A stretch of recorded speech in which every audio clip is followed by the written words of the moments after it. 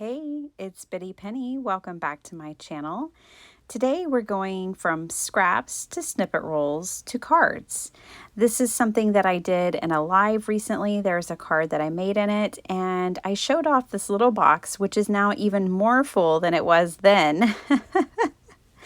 And how I'm turning my scraps into snippet rolls. We made this snippet roll in the live along with lots of others. See, I just cut that off there, and that's where I made my card from.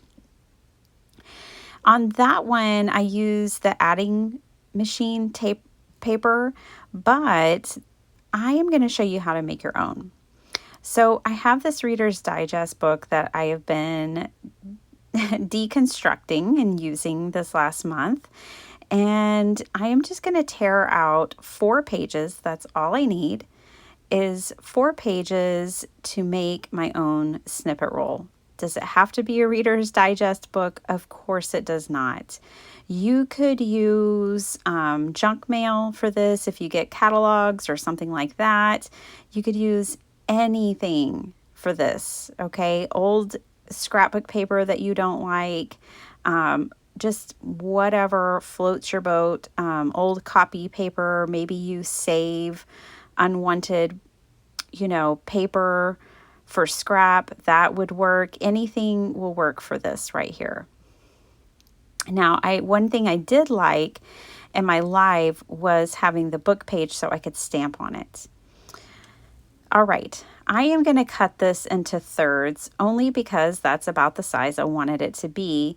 And I'm not going to be overly precise. Again, you don't have to worry about it. Your lines don't have to be straight. These don't all have to be perfectly even. And so as you could see there, I just glue one end to the other of the book pages, and I do the same thing once they're cut apart like this. So essentially we're making one really long strip of book page here. And I'm just going to glue these together, and you can tell these aren't exactly the same length, and it doesn't matter. And I'm just going to roll it up on itself to make it a roll, which just helps take this really long sheet of paper, and it makes it more manageable to deal with as you're playing with your scraps. I grab a paper clip, just a regular paper clip, and that's how I hold it together. So here is the snippet roll that I started in my live. I made ephemera pieces for like junk journals. We made cards. You can do all kinds of things with these snippet rolls. You really can. The sky's the limit. So what I've been doing is keeping all these little bitty scraps in this box. This box came from my friend Lou David, and it's about a 5x7 box that is maybe 2 inches, but I think it's more like 1.5 inches deep. So if you're going to keep your scraps, I suggest you do it in a small box, like small scraps in a small box. Another thing that you could do is to if you don't want to keep your scraps, I understand, like these little bitty scraps could drive some people mad. You know what I mean? Like they don't want to keep these little pieces. They want to throw them away and move on, and I get that. But I just see so much potential in these, and I love making these kind of clusters, which is what I'm doing here. I'm kind of making like clustered scenes with my scraps on these snippet rolls that I can then turn into focal points for scrappy cards. But you don't have to do that.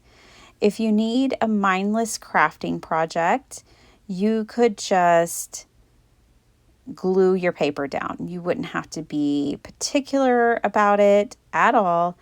And you would just take it and glue it down and fill up this strip. Now, obviously you can tell, I like to go beyond the size of the strip. I did in the live, I made a wide strip, and then I had a more narrow strip. And I found that to be really helpful too, like depending on the size of cards that you want to make. Think about that when you're making your focal points, like if you want to make tall and narrow, collage little clusters, or however you want to do it.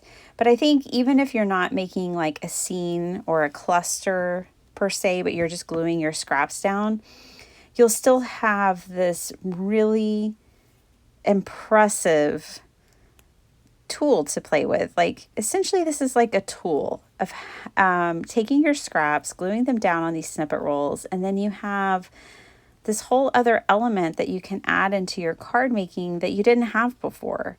And they always turn out so interesting. Like, if you were planning it, if you were trying to think of something to make it look as interesting as it does, you couldn't do it. There's something about the spontaneity that makes these just so beautiful. And my idea for you, if you don't want to keep a box of scraps, is that maybe you just keep the snippet roll on your desk, and as you're cleaning up from making a card project or working in a journal, whatever you're doing, take your scraps right then and glue them onto your snippet roll. If you have little pieces of ephemera left, if you have a couple of spare stamped images, go ahead and make your clusters as you go. This would just be a great addition to your cleanup process that takes those scraps and turns them into something new.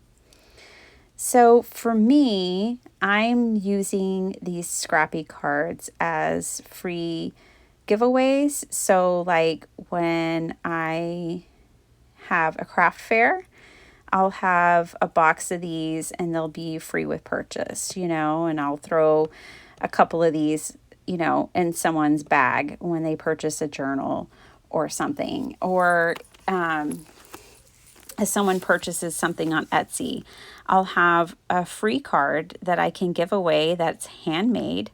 And these are unmistakably handmade, which I really kind of adore about it, because it really sets itself apart from anything store-bought. Not that store-bought is bad. I am not a card snob. If somebody buys me a store-bought card and they write me a sweet message, I enjoy it just as much as a handmade card, to be honest. Any card's a good card, in my opinion, but still it is nice as an artist, as a card maker, to have something that is so unmistakably handmade and takes what would have been discarded and turns it into something new, really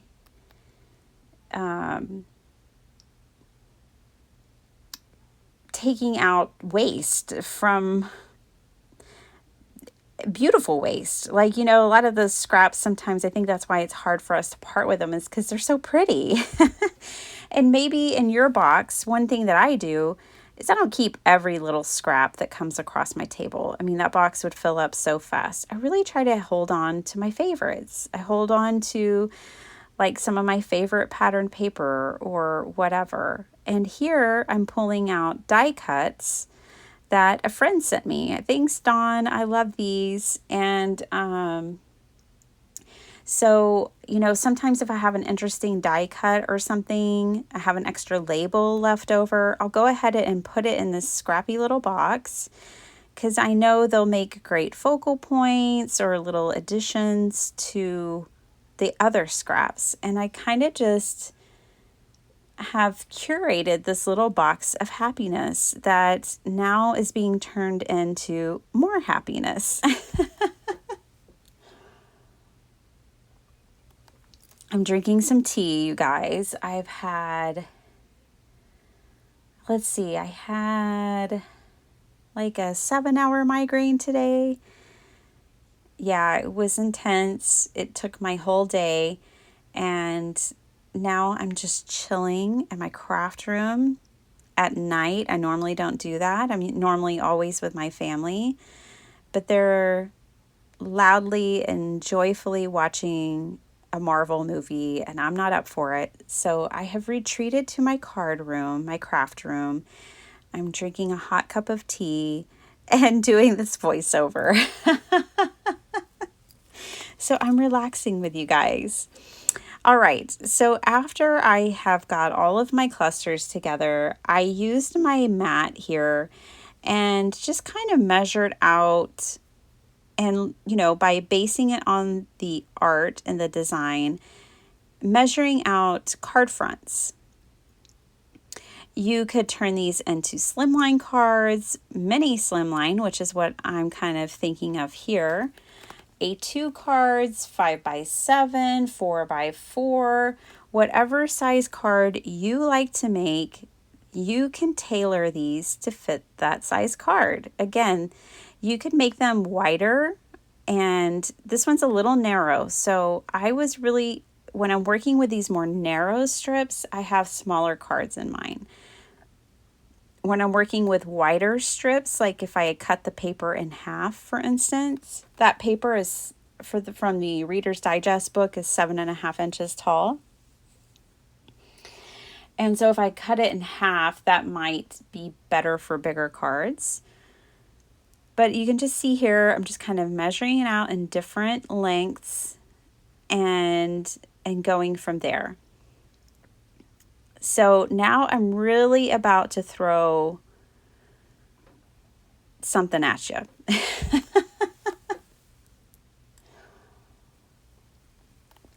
All right, I'm still cutting up clusters. These are the ones from the live.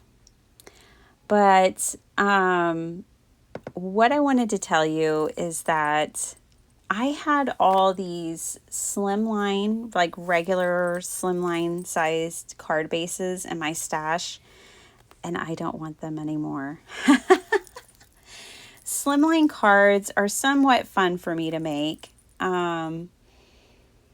but they're terrible for storage for me. I do not like storing them. They always get bent and damaged and out of shape from the way I store cards. I'm showing you here that you can mat these on solid cardstock if you want a more finished look, which I do end up doing with some of them.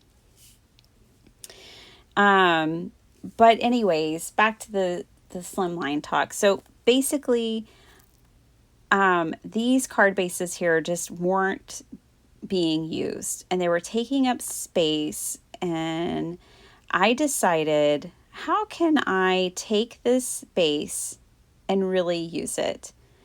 So here, this measures 7 by 4.25, which means it'll fit in a 5x7 envelope.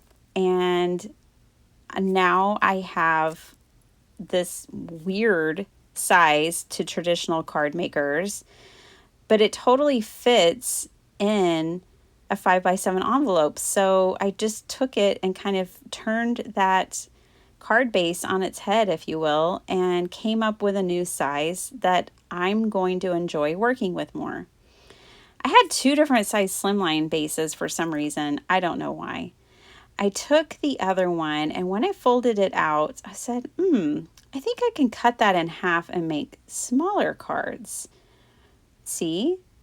Totally. This measures 4, almost, by, I think, 4.5. Let me pull one out. I'll measure it for you. Let me grab one real quick.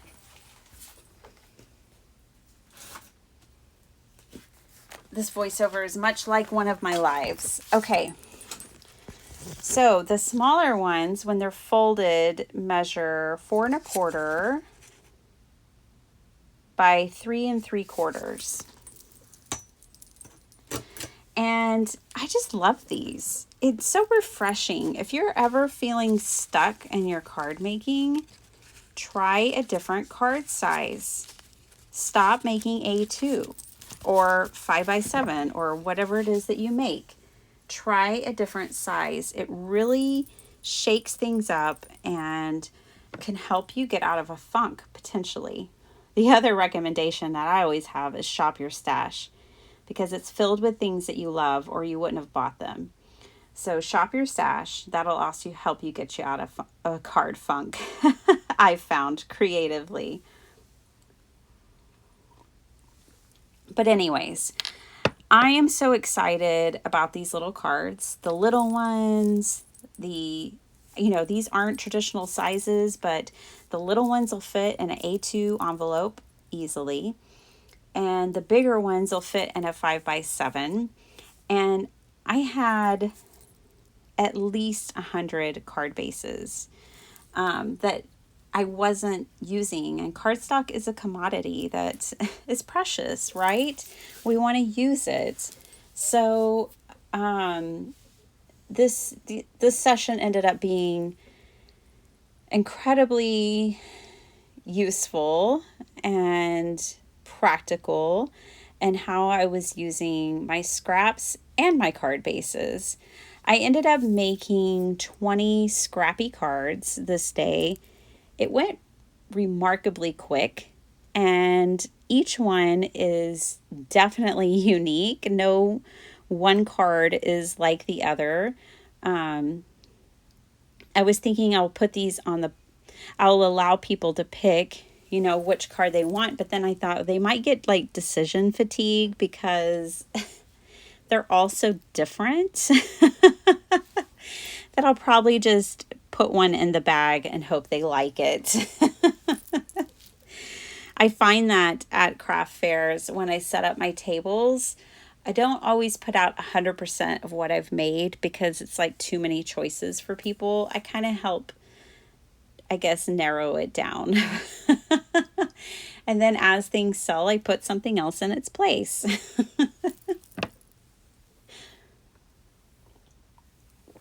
I might even joke with the customers like, hey, if you still got money at the end of the day, you might come back by. You'll probably see something different on my table. All right, I decided to pull out my large background stamps. This one is from Simon Hurley. I adore his background stamps. They are just wonderful. I love that they're all cut and you can take pieces out and put pieces in, and they're just so creative and so cool. And I love this one with the lilies on it. Beautiful. So I decided to stamp the background, and I'm using some printable washi tape here, and I'm going to glue this on top.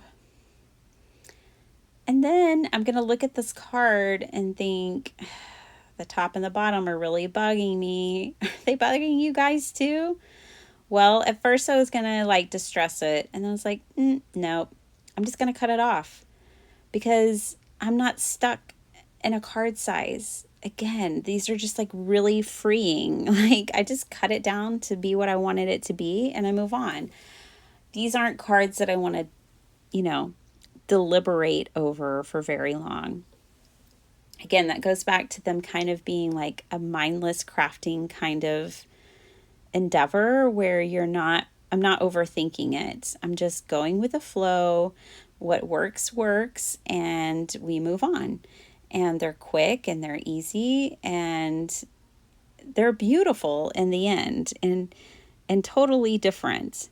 So for this one, I knew that, that one side of the card wasn't really stamped.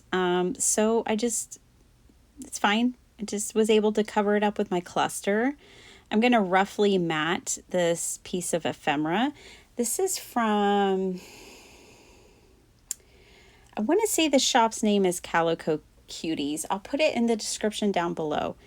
It's an Etsy shop. She does these gorgeous printables. But let me tell you something. If you're going to shop there, you have to sign up for her email list. I mean, no, not like you have to, like she makes you, but like you will save a ton of money because she sends amazing discount codes to her email list. So sign up. A word to the wise. Okay, so you could use background stamps. You can use, random strips of paper. This one I'm covering the bottom because it got a little dirty on my table. On these though, I have this patterned paper. I decided to mat these clusters with patterned paper. I'm going to show you where I used washi tape. So, you know, if your cluster's not quite big enough to cover up the front of your card and you want other things, you could use book pages, patterned paper like I'm doing here. You could paint your background. You could add more scraps back there. And they just turn out so unique, you guys. I really hope you'll give this a try. If you have a hard time parting with your scraps and they're small and they seem like they're just piling up, this would be such a good project, I think. This would be a fun thing to do on days when you just want to be creative and you want to be working on something in your craft room, but you don't really have the bandwidth. You know what I mean? I have days like that. This would be a good one for those kinds of days. Here I'm using washi tape for the sides of this one because this is like one of the more narrow focal points.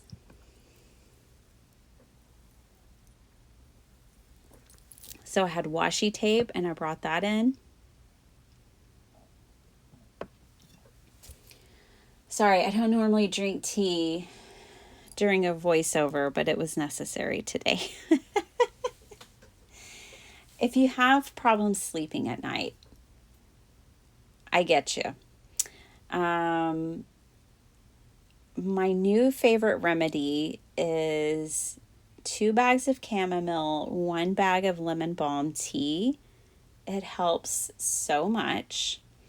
I also do box breathing, and there's like this ear massage that you can do that helps you sleep. All the things I do to get sleep at night.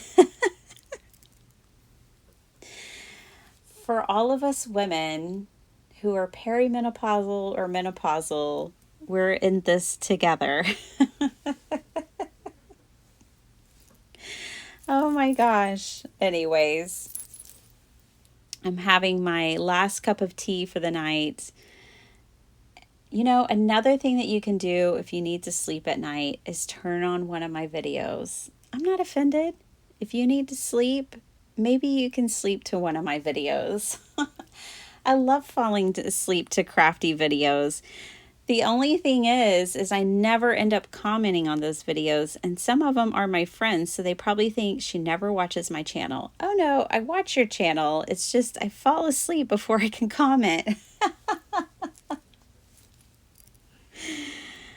So you don't have to have printables to do this project. This is a adorable waffle flower stamp I'd used this as a doll head or a mermaid head for a collage I did, and I'd stamped an extra one, so I put it in my box. Again, like, you know, if you have extra image, you know, stamp extra images, put them in your box, just whatever. I didn't even color this one, but she's just so blasted cute. She doesn't even have to be colored. I love the illustrator that Waffle Flower used there for a while, illustrating all their people. Oh, just so adorable. Here's another idea. So for this one, I had gone through my ephemera box, like my junk journal ephemera box, and I had this tag that someone had sent me, and I decided to put that one on there. It helped fill in the card. And, you know, it's just another layer, another point of interest. It adds a sentiment for me. They're just so much fun, you guys. I hope you will give this a try. Let me know what you think if you do. I would be delighted to hear about it in the comments down below. So here are the cards that I made in this session. I actually have so many more now, even since I recorded this, because it's kind of addictive doing this, making these kinds of cards and using your scraps in this way. Oh, I just love these critters so much. That angel is from Tsunami Rose. That's an adorable stamped waffle flower girl. So cute. She's like, everything's okay, even how slanted that card is.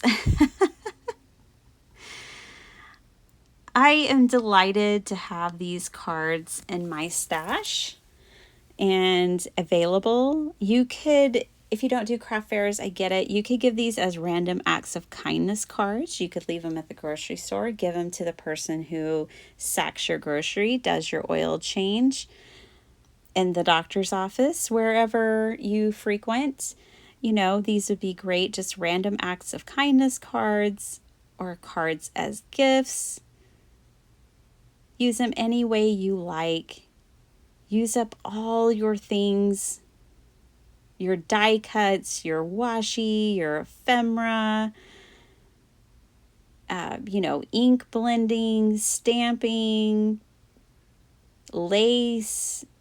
Just throw everything at these cards, and you guys, I think you'll be surprised and delighted by the results. Thank you so much for hanging out with me, for spending your time with me. And I do hope that you're inspired by this project. I will have some more out for you soon, and I will see you guys next time. Thanks so much for watching. Bye.